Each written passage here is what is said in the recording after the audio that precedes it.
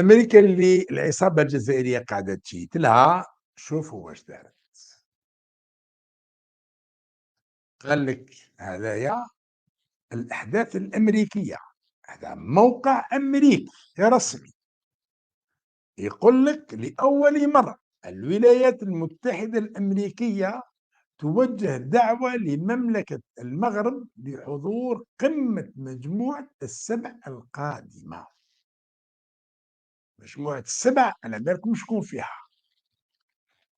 ماشي قش بخته، فيها الامريكان، الانجليز، اليابان، الطليان، الالمان، فرنسا والكندا.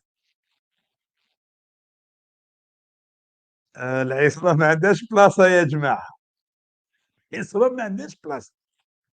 شوفوا درك وعلاش الامريكان يدعو المملكة المغربية وما يدعوش العصابة الحاكمة في الجزائر، وعلاش العصابة الحاكمة ما تحتجش.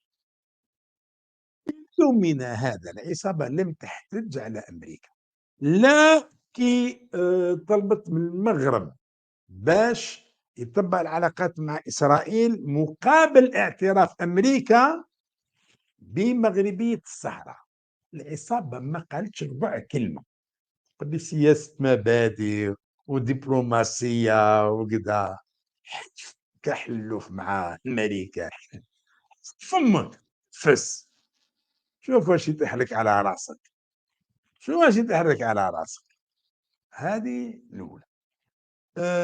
العصابة لما الأمريكان بداو يقولوا نديروا يعني بعض الأصوات في السينات الأمريكي ترفع ويقولوا لهم يلزم نعاقبوا هذه العصابة الحاكمة في الجزائر على الشيء اللي راه تشري في السلاح من عند الروس وعلاقته مع الروس ماهيش ضد الحرب والعدوان الروسي على لا.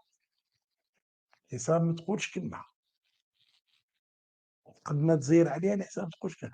الامريكان دار مناورات عسكريه على الحدود الجزائريه والعصابه ما قالتش كلمه.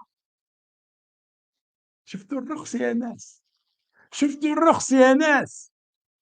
الجزائر بريئه، الجزائر بريئه، الجزائر كشعب كدوله ما بقاتش الدوله اليوم تكسرها ولا الحرام، ولكن الجزائر كشعب كتاريخ